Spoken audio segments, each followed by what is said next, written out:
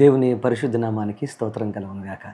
ఈ ఉదయకాలం ముందు ప్రత్యేకంగా దేవుని యొక్క వాగ్దానాన్ని మనం ధ్యానం చేద్దాం. దేవునితో ఈ దినమనే ఈ కార్యక్రమం ద్వారా మీరు మరింతగా దేవుని వాక్యాన్ని ధ్యానం చేస్తూ లోతులోనికి వెళుతూ ప్రతిదినము మరింత బలముతో ముందుకు సాగాలని మీకు మనం చేస్తున్న అట్టి కృప దేవుడు మీకు అనుగ్రహించునుగాక. యోహాను సువార్త 15వ అధ్యాయము 7వ వచనాన్ని మనం చదువుకుందాం. యోహాను సువార్త 15వ అధ్యాయము 7వ వచనం. మీకేది ఇష్టమో అడుగుడి, అది మీకు అనుగ్రహించబడును. మీకేది ఇష్టమో అడుగుడి, అది మీకు అనుగ్రహించబడును. ప్రియ సహోదరి సహోదరులారా, ఈ రోజున మనం ఒకసారి మన జీవితాన్ని ఆలోచించుకుంటూ ఉంటే మన జీవితంలో సమృద్ధి అనేది సర్వసాధారణంగా ఎవరికీ ఉండదు. ఒకవేళ డబ్బు సమృద్ధి అంటే ధన సమృద్ధి ఉన్నా, కొంతమందికి ఆస్తిపాస్తులు ఉన్నా, ఇంకొంతమందికి ఆరోగ్య సమృద్ధో, ఆయుషపరమైన సమృద్ధో, ప్రశాంతత అనే సమృద్ధో, శాంతి సమాధానం అనే సమృద్ధో కదవగా ఉంటుంది. ఎందుకు ఈ మాట మీకు చెప్తున్నానంటే, సమృద్ధి లేనప్పుడు మనం ఖచ్చితంగా ఎవరైనా మనకి ఇస్తారేమో అని మనం ఏం చేస్తామంటే ఎదురు చూస్తూ ఉంటాం. సమృద్ధి కలిగిన వారిని మనం ఆశిస్తూ ఉంటాం, మాకేమైనా ఇస్తారా అని. ఈ రోజున ఈ మాట మీకు గుర్తు చేస్తున్నాను అని అంటే, ఈ లోకంలో ఎవరైనా కానీ పరిపూర్ణంగా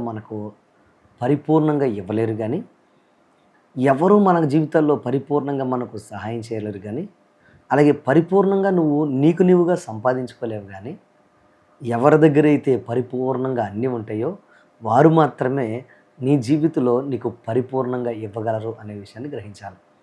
ఎందుకనంటే ఎవరైనా మాట అన్నారనుకోండి, మీకు ఏది కావాలంటే అది అడగండి, నేను ఇస్తాను అని అంటే దీని అర్థం ఏంటి?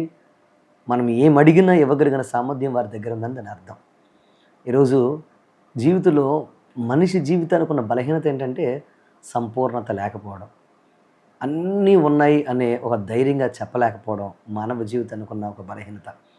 కానీ పరిశుద్ధ లేఖనం మీరు గమనిస్తే యేసు ప్రభువారు ఇలా అన్నారు, ఏమనంటే మీకు ఏది ఇష్టమో అది అడగండి, అది మీకు అనుగ్రహించబడుతుంది, నేను ఇస్తాను అని అంటున్నాడు.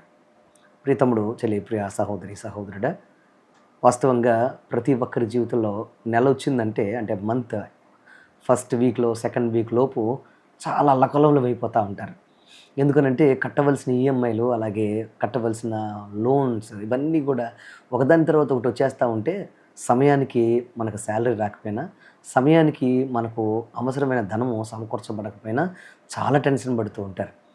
ఎందుకు అని అంటే మన జీవితంలో మన ఆదాయానికి మించి ఖర్చులు ఎక్కువైపోయినప్పుడు, లేదా మన యొక్క అనుకోని ఖర్చులు వచ్చి మీద పడినప్పుడు మనకు టెన్షన్గానే ఉంటుంది. ఈరోజు ఈ వాక్యం వింటున్న మీ జీవితంలో కూడా ఇలాంటి పరిస్థితులు గుండా మీరు వెళుతున్నారేమో. ఈరోజు ఏం చేయాలి, ఈ వీక్లో సెకండ్ వీక్, ఫస్ట్ వీక్లో సెకండ్ వీక్లో ఏం చేయాలి అని టెన్షన్ పడుతున్నారేమో. నా ప్రియ తమ్ముడు ప్రియ సహోదరి సహోదరుడా, మానవ జీవితానికి ఉన్నది ఏంటంటే అక్కర లేమనేది సర్వసాధారణం. కానీ నా దేవుడు మీ జీవితంలో సర్వసమృద్ధిని ఇవ్వగలిగిన వాడిని మర్చిపోవద్దని మీకు మనవి చేస్తున్నాను. ఎందుకనంటే ఆయన దగ్గర సమస్తం ఉంది, ఆయన దగ్గర లేనిది లేదు. ఆయన అన్నీ ఇవ్వగలిగిన వాడు, ఇవ్వగలిగిన సామర్థ్యం కలిగిన వాడు కనుక సూటిగా అంటున్నాడు ఏమనంటే, మీకు ఏది ఇష్టమో అడగండి, అది మీకు నేను అనుగ్రహిస్తాను అని అన్నాడు. ఒక వ్యక్తి తన జీవితంలో దేవుని దగ్గర ఉన్న సమృద్ధి పొందుకోవాలి అని అంటే ఏం చేయాలి? ఇప్పుడు చూడండి, ఒక మొక్కకున్న ఒక మొక్క ఉందనుకోండి, లేదా ఒక చెట్టు లాంటిది ఉందనుకోండి. ఒక చెట్టు దానికి ఉన్న ప్రతి కొమ్మ అద్భుతంగా ఫలించాలి, అది ప్రతి కొమ్మ అద్భుతంగా అది ఫలాల్ని అలాగే పుష్పాలని అది అందించాలి అని అంటే ఆ కొమ్మలన్నీ కూడా ఆ చెట్టుకు లేదా ఆ చెట్టుకున్న కాండానికి ఖచ్చితంగా అవి అతుక్కొని ఉండాలి లేదా కట్టబడి ఉండాలి.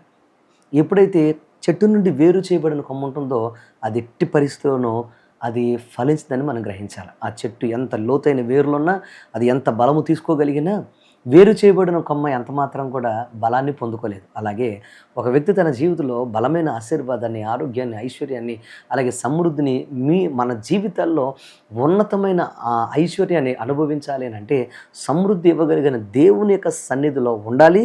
ఆయన యొక్క సన్నిధిలో నువ్వు నిలబడాలి, ఆయనతో అంటు కట్టబడాలనే విషయాన్ని మీకు మనం చేస్తున్నారు. ఎవరైతే ఆయనలో నిలిచి ఉంటారో వారు తప్పకుండా ఫలిస్తారని దేవుని వాక్యం సెలవిస్తుంది. ఈరోజు బాధతో వేదనతో ఏం చేయాలో అర్థం కాని దీనస్థితిలో, ఆర్థిక ఇబ్బందుల్లో బాధపడుతున్న ప్రియ తమ్ముడు ప్రియ సహోదరి సహోదరుడా, భక్తులు ఎంతోమంది దేవుని మీద ఆధారపడి మోకరించి ప్రార్థన చేసి అద్భుతాలు చూశారు. ఈ రోజున వ్యాపారం కలవట్లేదు, వ్యవసాయం కలవట్లేదు, అయ్యో నన్ను అందరూ విడిచిపెట్టి వెళ్ళారు, నేను మోసపోయాను, ఏం చేయాలో అర్థం కావట్లేదు అని కంగారు పడుతున్న ప్రియ సహోదరి సహోదరుడా, ఈరోజు దేవుడు నీతో మాట్లాడుతున్నాడు. కంగారు పడుకో, ఆయన నీ జీవితంలో సమృద్ధినిస్తాడు. ఎందుకనంటే నువ్వు మనసు పెట్టి ఆయనలో నిలబడి అన్నిటినీ విడిచిపెట్టి లోకాన్ని, లోక పాపాన్ని విడిచిపెట్టి గనుక, లోక పోకడలను విడిచిపెట్టి గనుక, ఎవ్వరి మీద నీ నమ్మకం పెట్టుకోకుండా దేవుని మీద నమ్మకం పెట్టుకొని, ఆయన నాకుంటే చాలని నువ్వు ఎప్పుడైతే పరిపూర్ణంగా ఆయన మీద ఆనుకుంటావో, ఆయన నీ జీవితంలో నూతన కార్యాలు చేస్తాడు. ఆయన అద్భుతాలు చేయడం మాత్రమే కాదు, గొప్ప వ్యక్తిగా, గొప్ప ఐశ్వర్యవంతుడిగా నిన్ను మారుస్తాడు. ఇదంతా నీకున్న నమ్మకం మీద, నీకున్న విశ్వాసం మీద, నీవు చేసే ప్రార్థన మీద, మోకాళ్ళ అనుభవాల మీద ఆధారపడి ఉంటాయని మీకు మనవి చేస్తున్నాను. ఎందుకు కార్యాలు జరగట్లేదని ఏడ్చే ముందు ఒకసారి ఆలోచించి ప్రార్థన చేయడం మానేసావేమో, మొక్కుకున్న మొక్కుబళ్ళు మానేసావేమో, ఒకవేళ దేవుని యొక్క సన్నిధిలో నువ్వు నిస్వార్థంగా బ్రతుకుతానిచ్చిన మాటను నువ్వు ఈ రోజున మర్చిపోయావేమో, ఒక్కసారి ఆలోచన చేయి. ఆలోచన చేసి మరింత దగ్గరగా, మరింత ఎక్కువగా దేవుని యొక్క సన్నిధిలో ప్రార్థన చేస్తూ ఆయన వైపు తిరుగు. ఆయన తప్పకుండా ఈరోజు నీ అపజయాన్ని విజయంగా మారుస్తాడు. నువ్వు ఏదడిగినిస్తాడో నువ్వు ఆయనలో నిలుచున్నప్పుడు ఆయనకున్న సంతోషం, ఆయన అనుభవించే ఆనందం అంత ఇంత కాదు. ఆయన పొందుకున్న ఆనందం నీ పట్ల ఆయన మరింతగా నీకు అనుగ్రహించి అనేక మందిలో గొప్ప సాక్షి నిలబెడతాడు. అట్టి కృప దేవుడు నీకు అనుగ్రహించి ఆశీర్వదించును గాక. ఆమేన్. ప్రార్థన చేసుకుందాం. తలలు వంచండి. మా పరమ తండ్రి నీకు వందనాలు, స్తోత్రాలు. ఈరోజు ప్రత్యేకంగా ఎంతమంది అయితే వాక్యం విన్నారు, విన్న వాక్యాన్ని ప్రభావం లేక హృదయాలు మీరు స్థిరపరచండి. అవును నాయన, ఎంతో మాకు అవసరాలు ఉన్నాయి, బాధలు ఉన్నాయి, కష్టాలు ఉన్నాయి, తీర్చేవారు ఉంటే బాగుండని ఎదురు చూస్తున్న బిడ్డలు ఈరోజు ప్రార్థనలు ఏకీభవిస్తున్నారు. మీకు ఏది ఇష్టమో అది అడగండి, నీకు ఇస్తానని వాగ్దానం చేసిన గొప్ప తండ్రి, బిడ్డలు అడుగుతున్న ప్రతి ఇవులు అనుగ్రహించబడును గాక. ఎదురవుతున్న ప్రతి సవాళ్ళు, కష్టాలు, నష్టాలు యేసు నామములో లయమైపోవును గాక. ఈ ఉదయకాలం ముందు గొప్ప దీవెన ఆశీర్వాదంతో అయ్యా బిడ్డలు కట్టవలసిన ప్రతి నాండి కొంత ఈఎంఐ కావచ్చు, లోన్స్ కావచ్చు, ఆశ్చర్యకరంగా కట్టుకుంటూ అయ్యా మరింత ఆదాయముతో, మరింత అభివృద్ధితో, ఆశీర్వాదంతో నీ సన్నిధిలో నీ బిడ్డలకు ఎదిగే కృప తగ్గించాను.